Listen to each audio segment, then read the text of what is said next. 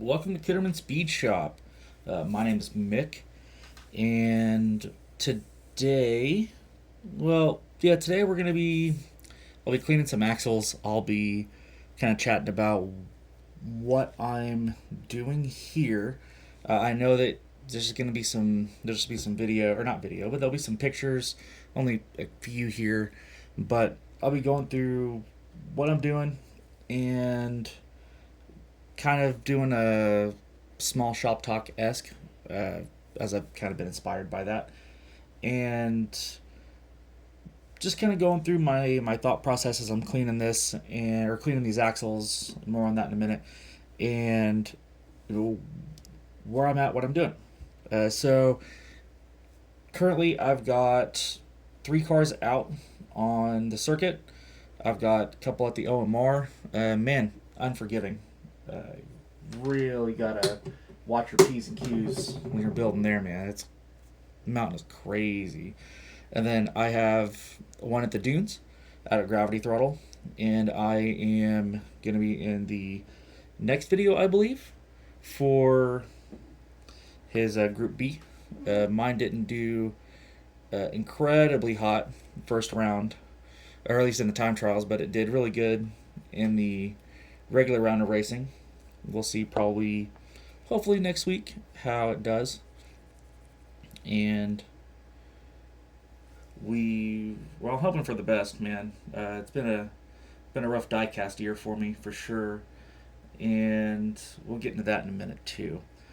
But I have 16 cars sitting in front of me. My Team EV, which is mostly Nissan Leaf, the Nismo RCO2s. I have a Matchbox Mach E, and a Tesla Roadster, and a Jaguar I-Pace E-Trophy. But I digress. There's a team on the right here, I guess, is my standard combustion team. But what I've done is I've been trying to figure out, best methods of lubrication, polishing, etc., etc. And I haven't had the greatest of luck in either of those. So right now I'm cleaning axles after an experiment that has, slowed me down in, for lack of like a better term, or not being a smart aleck here.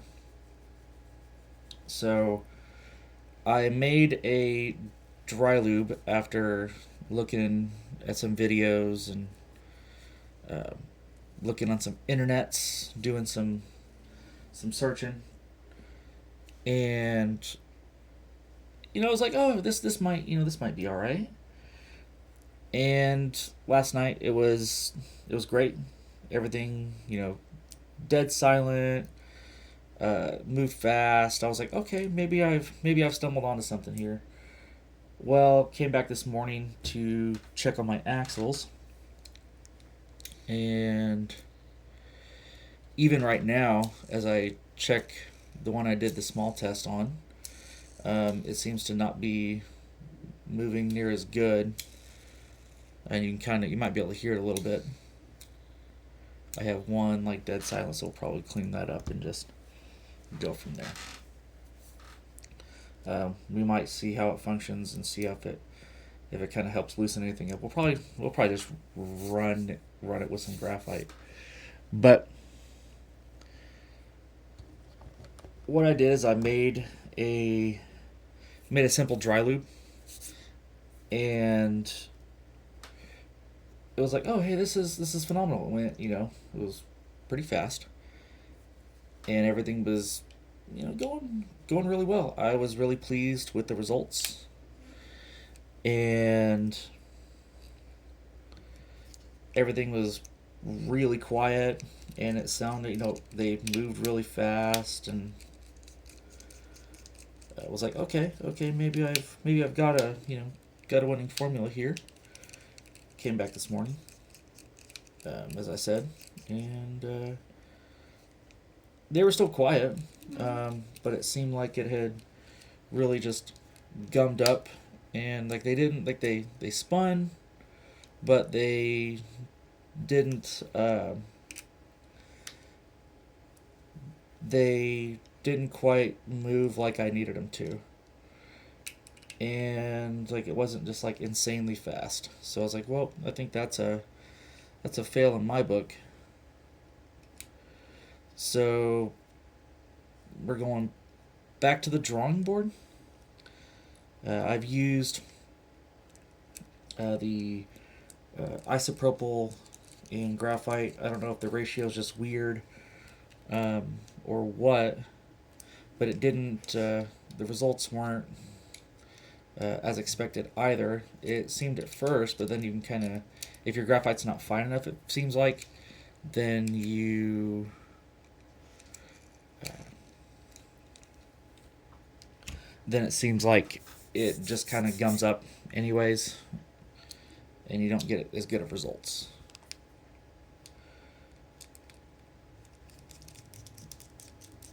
Oh, okay, that one's out. So right now we're on the prelude, should be on the right, and we'll be doing the full Monty here, I guess. There we go. If we can get the car, or if we can get the car disassembled. There we go. So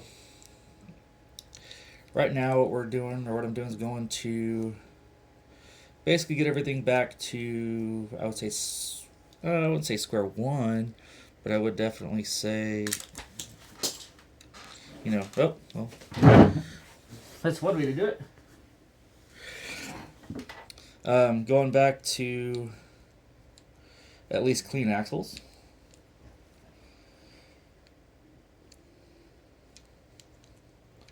So that when I leave them tomorrow for racing, hopefully it's not a complete disaster.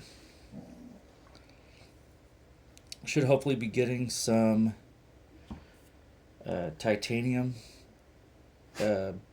bits here Monday, and then I can start trying that out.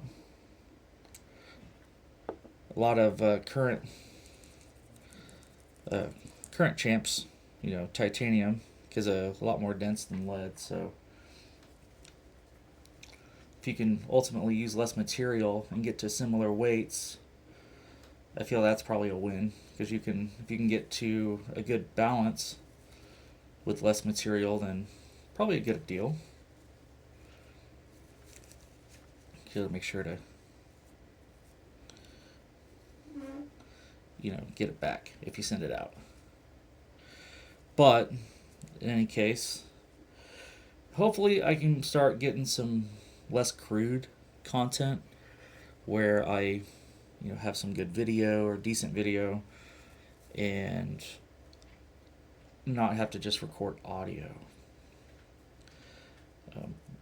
This year hasn't been amazing for me in the diecast scene. I just started sending out my cars this last couple months, but here locally hasn't been amazing for me. I don't have a current tally, but I think the last time I had podium out here. Been a couple months. But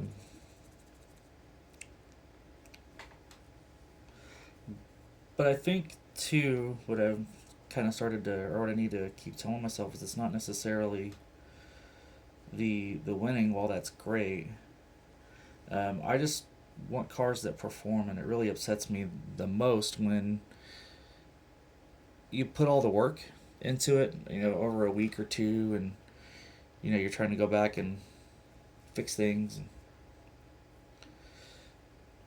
and then you're like, okay, this should do all right, and then the cars don't do anything at all. And you're like, well, what, you kind of start, for me it's like you question, hey, either what did I do wrong, or is it like, should I find something else? It's, I don't know, just me, I guess. pull this off so I can get this back in.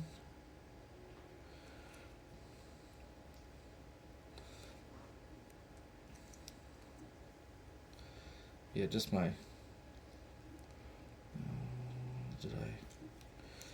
What did I do? All right.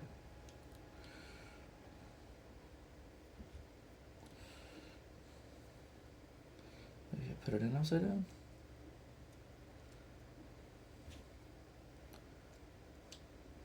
Oh, there we go. It's like I love this hobby, and the people. People have been great.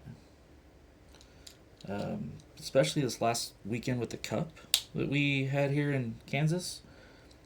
That was a phenomenal time.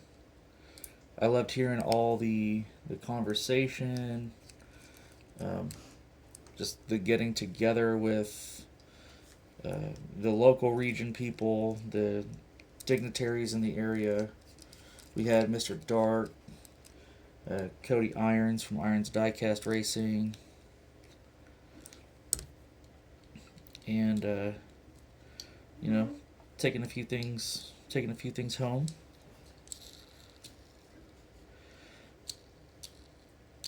That seems all right. Okay, so that's 3.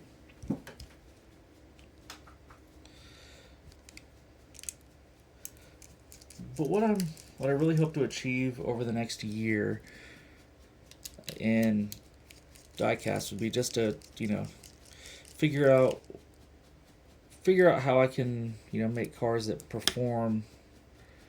I wouldn't say not necessarily like a first place per se. That'd be well, that would be sweet. What I would be looking to achieve is something that just performs. I really just want to learn what it takes to swing with some of the big dogs. And if I get my butt kicked, hey, you know what? We'll go back to the drawing board like we're doing now. And figure out how we can improve. I would also love to get a small track built at home. I have some equipment that I can use for that kind of adventure. I have some materials here that I've been kind of collecting from work, just pallets. I have some track pieces that were donated by Slam Man Customs, which I greatly appreciate. And I have the ICT DRL man himself in my pocket to kind of help with maybe some track adjustments.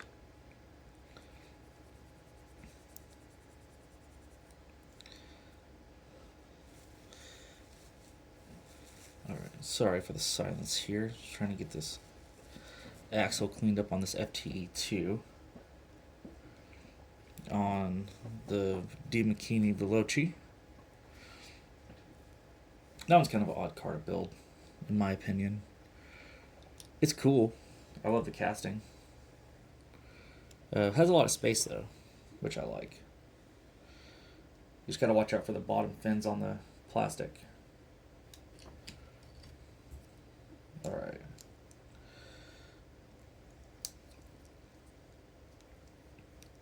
So yeah, like I said, so what I'm looking to achieve this year is to figure out how to get cars to perform, and work my way into the harder tracks. Maybe one day. Well, I don't know, man. Gravity Throttle has been kind of a tough track, and it's been the dunes have been full of surprises. For sure, since I've been helping out with the filming, it is full of surprises, and it's just things that you go in and you have this expectation. Ooh.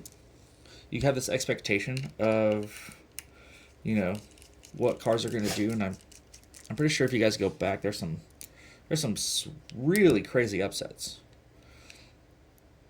Lower seeds than you would expect moving forward, and I think that's part of the excitement of diecast. That's kind of like the thrills. You're like, oh hey, this car's gonna move on, and all of a sudden the whole your whole world gets turned upside down because a car didn't perform like it did in the past. And you're like, well, that's really weird. That's kind of that's been my lived experience, pretty much weekly in this hobby, honestly. But let me know what you guys think. If you have any insights, if you have any tips, tricks, let me know. I've been trying to figure out, I guess like whatever secret formula to the speed thing, and so far it's been rough. I know speed doesn't come naturally in builds necessarily unless you just kind of know what you're doing, I suppose. But um, if anybody has any tips on just that initial, figuring out that initial performance gap, that would be amazing. So that maybe I can start experimenting, and maybe the experimentation is just all part of it. And I'll just take a look at Arlo's Facebook too. I heard he had a pretty good write up recently. But let me know what you guys think. I'm gonna keep working on these axles, and hopefully we get to a good place where it's just a good baseline for some solid performance. If you guys took the time to listen, I appreciate it. Leave a like if you liked it. Leave a comment, and we'll catch you guys later. You can find me on Facebook at Kitterman Speed Shop. I also do some 3D printing. You can acquire